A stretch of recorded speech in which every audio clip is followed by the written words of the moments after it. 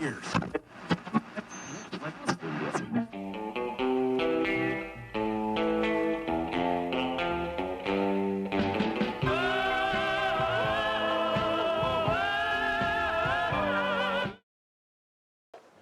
everybody and welcome to Greg's Vintage Workshop, where I'm working to restore history one piece at a time.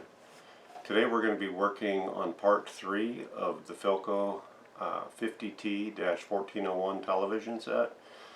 Now my philosophy has changed, as I had a little comment in my part 2 video. I'm going to go ahead and give it my all.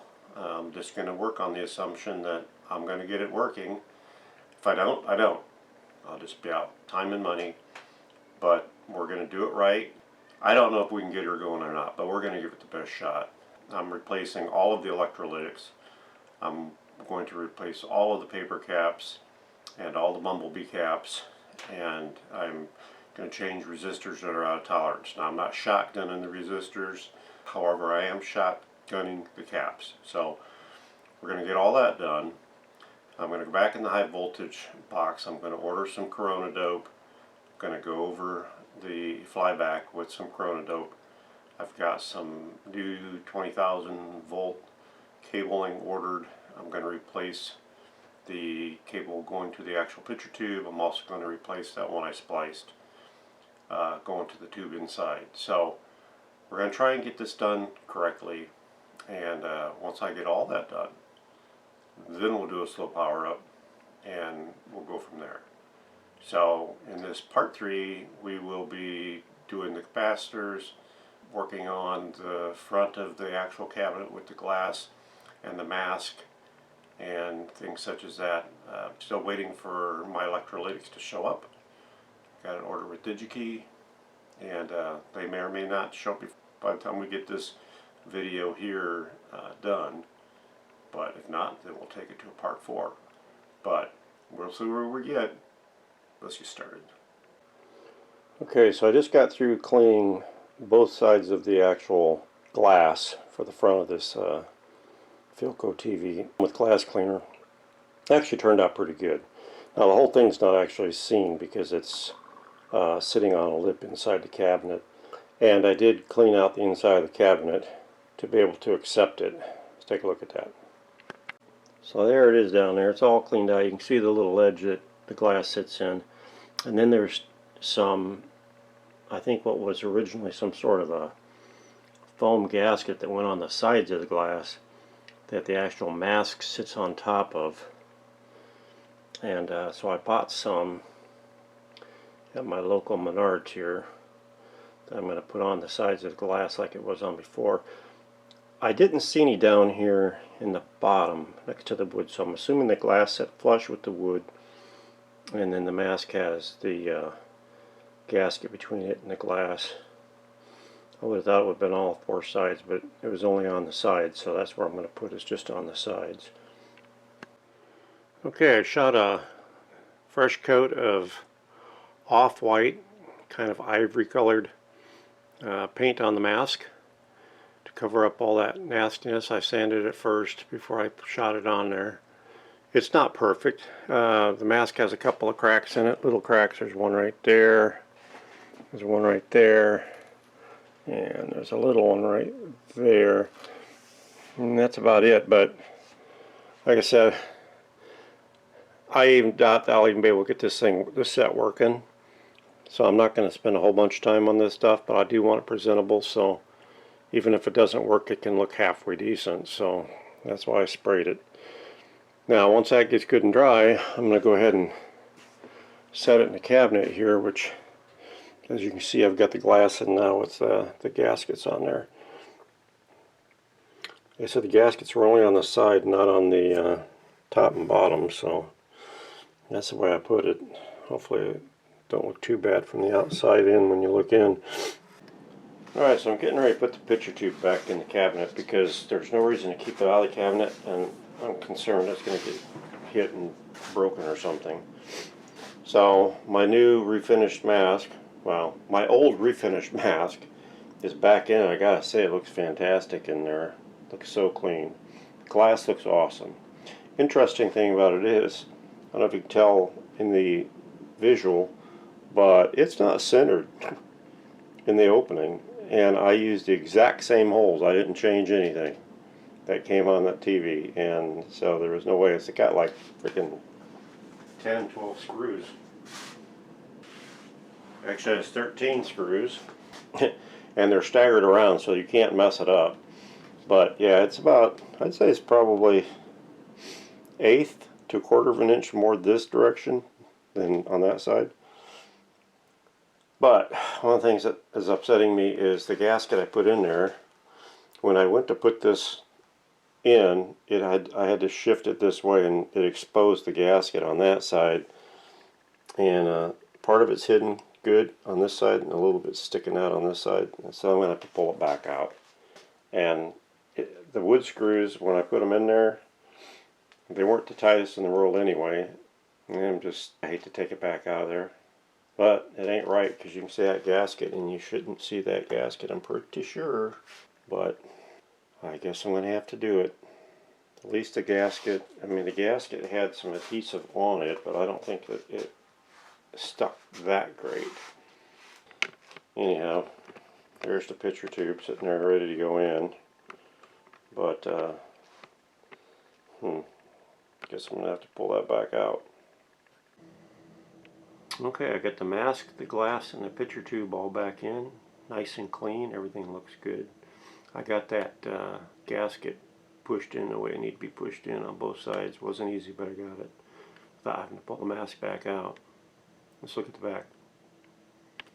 Okay, there's not much light to see what's going on in there, but I cleaned it all out, and picture tube's back in and mounted. So I also took some white glue and went over what's left of the decals in there to keep them from falling apart.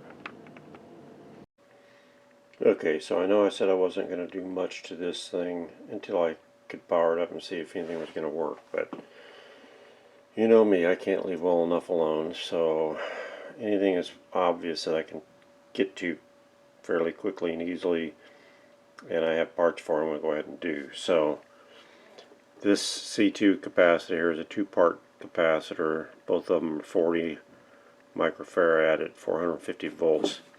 Well, it just so happened I had two 47s at 450 volts. So I 3D printed a holder for them. Got some breather holes in the back, and I shortened it up, makes use of some of the room in there. And I'm going to replace that. Then I also had a couple of 10s that are at 450, and I'll replace that one and that one. And then I'm not sure what that one is yet. I don't think I have anything for that one. But those are quick and easy to get to. If I got them, I'm going to change them. And then we'll do the power up and see what happens. Okay, so here we have the two 47s at 450 volts. Here we have the cap can holder. Everything's soldered together, ready to go. Should just slip right inside of here to get it lined up properly, like that.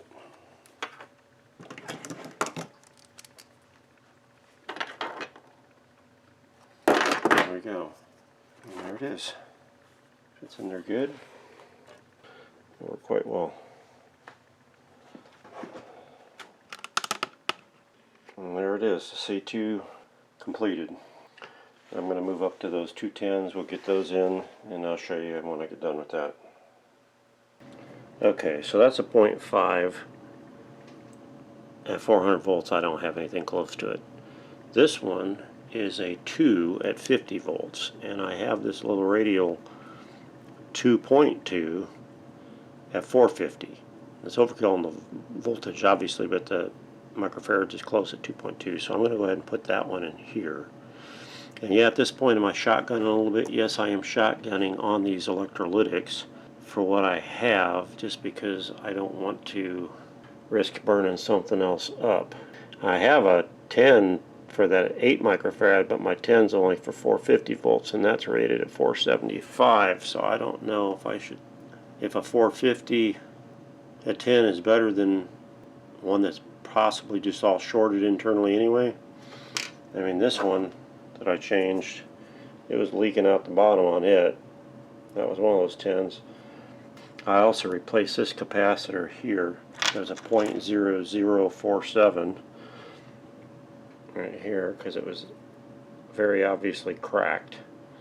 So, and I measured it and I couldn't even get it to measure. It wouldn't measure. It's open. So I got a 0.0047 in there right here. So again, yes, I'm shotgunning. I'm not planning on changing all these other bumblebees or anything right now until after I can do a slow power up on it and just see what it does. But I am going to shotgun some of these electrolytics until I get it close to hopefully not burn something up. So I'll bring it back when I get that changed out. Any other changes I make, I'll just wait till the next update. Okay, I know I told you I wasn't going to bring it back, but I was just going to tell you that this 2 microfarad tested out. It actually tested good, but it tested out at 6.8, so it was way out. I said it tested good, it actually did something, whereas the other one was dead. Now I'm getting ready to change this little 330 ohm resistor because it is checking 485. Yeah, it's testing 485, 487, so that's going to come out. Like I said, I'm not trying to change parts right now, but if I'm right there at it and I check it and it's bad, I'm going to change it. So, okay, so as I continue to get into this thing further and further, I'm starting to have a change of heart as far as I think I'm just going to go all out and do what I can to try and get it going, even before I do an initial try to power up it. So I went ahead and I ordered additional electrolytic capacitors to be able to recap all the upper electrolytics. As you know, I've already changed all of them down underneath here. I got C4 and C3 up here in this corner, and I've relocated, made a terminal strip for it, relocated the wires, so I'm ready to put the caps in there when they come in. I've got one down here I got to do, a couple others. I'm going to go ahead and do that. While I'm in the vicinities of those, I am checking the resistors and changing them if they're out of tolerance. And so basically I'm going to replace all of the paper caps, which include all of the bumblebee caps all throughout this chassis. So that's the new direction, and I'm going to start bringing you back once I get some of it done. I changed this bumblebee cap here, this 0.0 or 0.22 right here. That was right here. Some of these I'm labeling, figuring it out, and then I label it, and I go back, put it back. That's what I did there. I still got to get these two, some of these square ones that look like mica but are not mica. They're just paper caps. I'll do those as well. But I decided I'd give it the best possibility of working that I can give it, and it's going to be a lot of work and some money, but heck, I guess if you're not going to go with both feet, then why even bother, right? I'll bring it back when I get more of it capped. Okay, so as far as this cap here and this cap up here, I thought that they were paper cap, but on closer inspection, this one's upside down. It's got a black dot here. The black dot means it's mica. This one's right side up, and it's got a black dot in that upper left-hand corner. Or if that was a silver dot, like right there, but it's in the wrong spot, that would mean it was paper. So these two, from what I can tell, appear to be mica, and I'm not touching them. So anything that's mica, I'm just going to leave for now. It's paper, we'll change it. Okay, so update here. We are working our way methodically across and down on replacing the bumblebee caps and any of the paper caps, which mainly in this TV they're pretty much all bumblebee caps. And I'm labeling these a little bit different than I normally label them, like when I do a radio. I usually label them with the actual value, like a 0.01 or something like this. But in this case, I'm labeling them with what they are. So that when I look at a diagram or I look at the schematic and we're talking about, say, C103, I can find C103 on the schematic in the circuit that it is, and then be able to determine the wiring situation with it in the actual chassis here. So as you can see, I've already replaced quite a few. I'm checking tolerances of the resistors as I go. Any that are way out, I'm changing. As you can see, I haven't changed a whole bunch, but there's 1, 2, 3, 4, 5, 6, 7, 8, 9 of them somewhere in there that have gotten changed. I'll bring you back when I get more done. Probably when I bring you back, I'll have them all done other than electrolytics, which I'm still waiting on. Alrighty guys, I have worked my way all the way through the chassis on the bottom side and have replaced all of the bumblebee caps and any of the out of tolerance resistors that I ran across. I didn't change any of the mica caps. I did pull the cover off of that IF section. There was nothing in there for me to mess with. And so I think that about finishes the bottom of this. Now I probably need to spray some fader lube in my controls, but guess what showed up today? My DigiKey. So now I can work on those remaining upper electrolytics on the top side, although I'm going to be doing them on the bottom side. As I showed you before, I think it's C3 and C4 up here in the corner. C3, C4. I put a terminal strip here. I was just waiting to put run the wires. I just got to put the caps on there, and then I'm going to do similar situation to the remaining caps, although they're in a little more precarious positions. I'll have to be a little more creative with where I'm going to mount terminal strips for those. I don't want to restuff them. I want to just leave them alone on the top. The only reason I created the 3D printed can for the C5 was because it was missing. These aren't missing. I just want to mount something down below, so I'll have to get somewhat creative to be able to do that. I've got a ton of real estate over here, but I believe they're mainly over here, what's left. I have to figure that out. I'll bring you back. Well, alrighty. I think I've got the underside done as good as I'm planning on doing it right now, as far as the capacitors and resistors go. Now I still want to spray some fader lube in the controls at some point, but at least I've got the recap and resistor replacements taken care of. I'm going to zoom down and show you what I got here. So